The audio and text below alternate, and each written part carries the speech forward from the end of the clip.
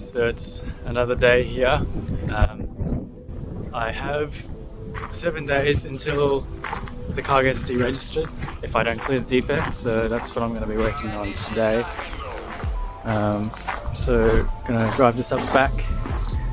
First thing to come out is the roll cage. I can't really be bothered getting that certified yet. It may happen in the future, it may not. We'll see how it goes. Anyway, I'm just going to drive that up the back and I'll see you guys up there. Okay, so we're up the back here now. So what I have to do today, I'll probably just take this steering wheel straight off and put the stock one back on. So I got defected for not having padding on the center hubbing. I'm not really sure. Nutty do make steering wheel with padding, but until I buy that or sell this, or I don't know what's going on, I'll just roll back on the stocks for now. The cage has to come out, which means the seats have to come out, and then yeah, we'll have to jack up the car and undo all the bolts and take that out. So yeah, kind of annoying. A little bit unlucky, I think, to get pulled over by one of the most infamous cops in Victoria, possibly even Australia. But yeah, he only gave me a week to make all these changes to the car. He also said there was oil on the engine block, which I haven't had a look at that yet, but it seems unlikely seeing as the car was serviced less than a month ago. He also said the wheels were too wide, but I have double checked and triple checked the legislation and the vehicle standards for both VBS 14 and VSI 8, and these wheels are in fact legal, well within legal requirements. So anyway, cage is coming out and I'm going to get to that.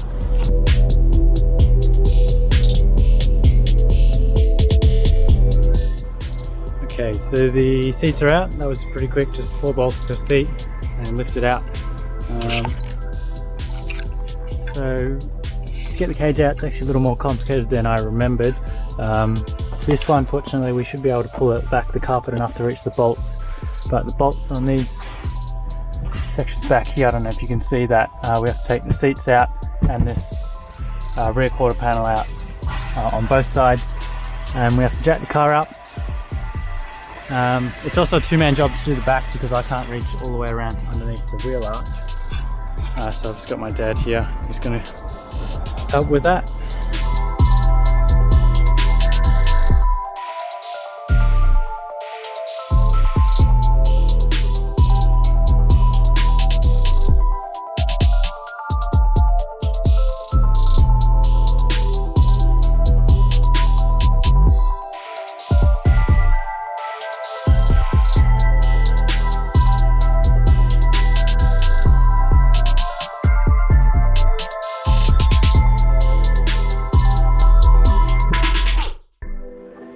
Okay, so the cage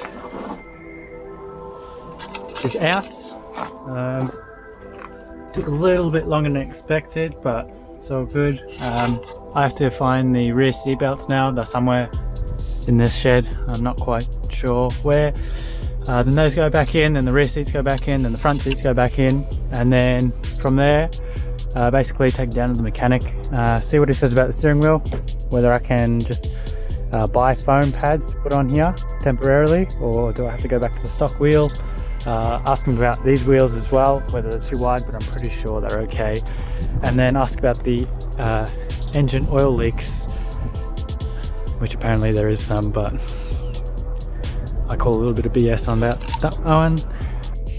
Okay folks, so we're pretty much done for today. I've taken the cage out and put the rear seat belts back in, and the car is basically back to how it was minus the cage. Okay, so back from the mechanics, it's a new day, and we went over a few of the points that were on the defect.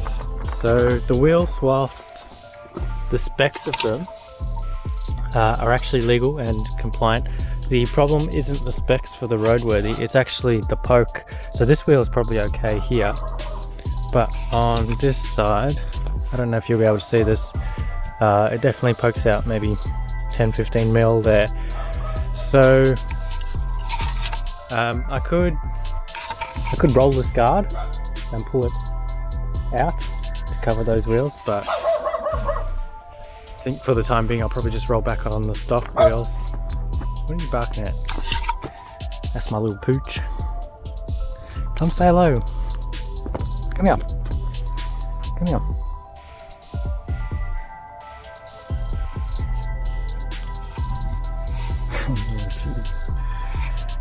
There she is.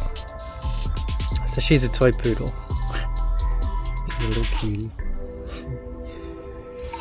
So yeah, as I was saying, go back to stock wheels, and I probably will keep them on until I get off my V-plates. I think that was one of the big reasons why he pulled me over. He saw a car with wheels, V-plates, and he wanted to get me. Steering wheel as well. Oh, the car's locked.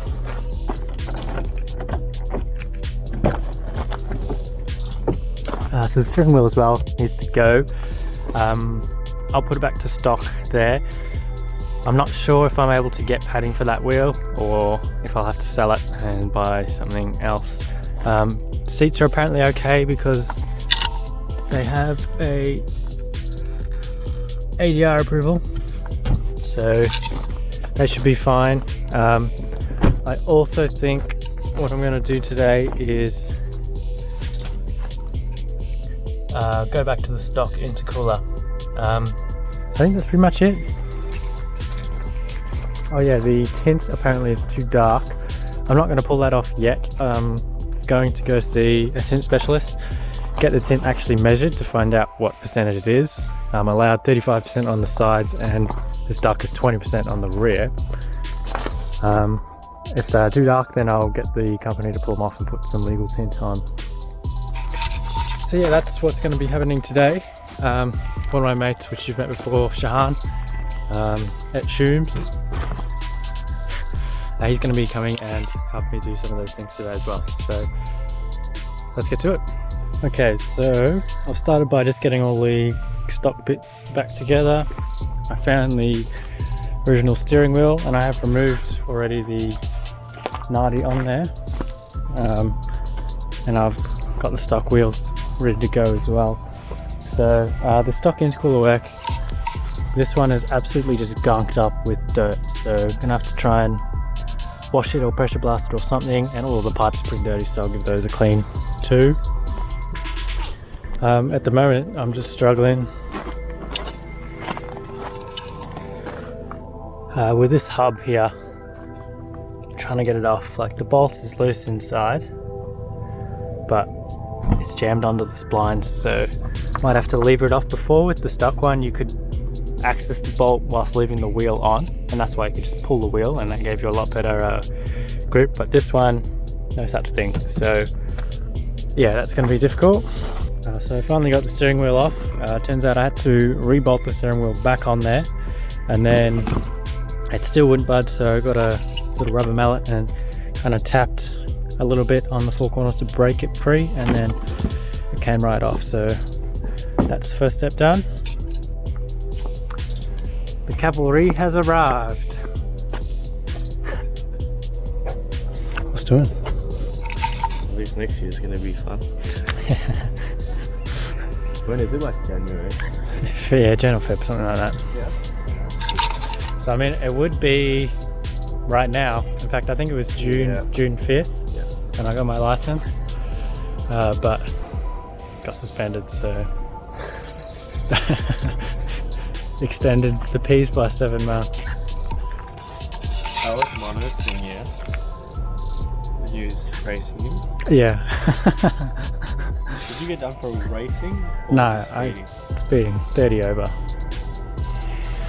That's because it's in P's. Yeah.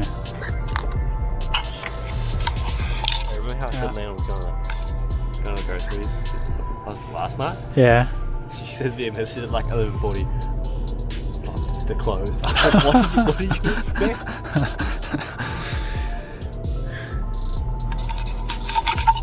Alright, getting back to work.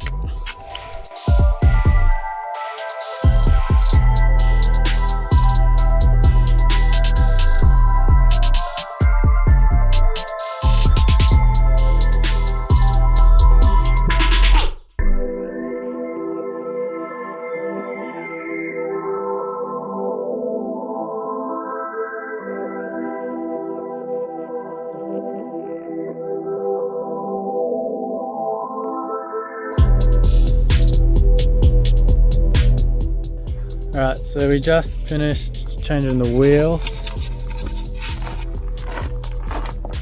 I mean, it doesn't look terrible. It looks stock because it is stock now, but you can see here how far sunken in. That's probably a good 2 inches from the thing.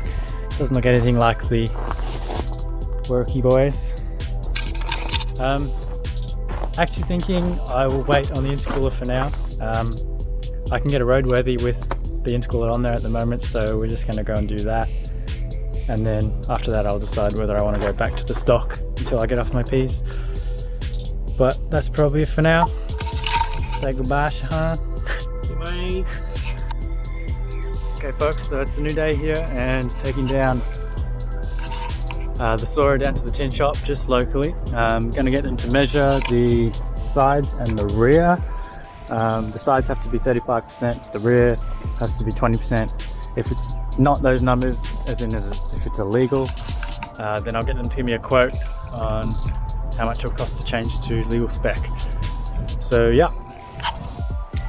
Okay, so we're back home here. After talking to the tint guys, pro tinting in Liddell, highly illegal. This is actually 10%, needs to be 35, and this is 5%, needs to be 20. So kind of a pain because that's going to have to come out and get redone, and it's not cheap either. He quoted between $500 and $600 to remove that and put the new tint in, which is quite a lot of money. Okay, so it's a pretty grey and overcast day today. It's wet as well because it's been raining, but I'm taking the Soarer down to a tinting shop down in Nunawading, and just going to get the tint redone so that it's legal and able to get the roadworthy.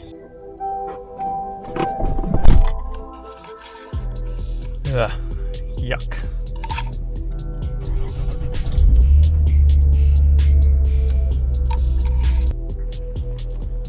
So just dropped the car off at Happy Tent, and they said it'll be about 3 hours, so I'm just walking back to the main road and getting a lift from my dad. So we're just killing some time at Super Cheap Auto, and then in the car park, what do I see? MR2.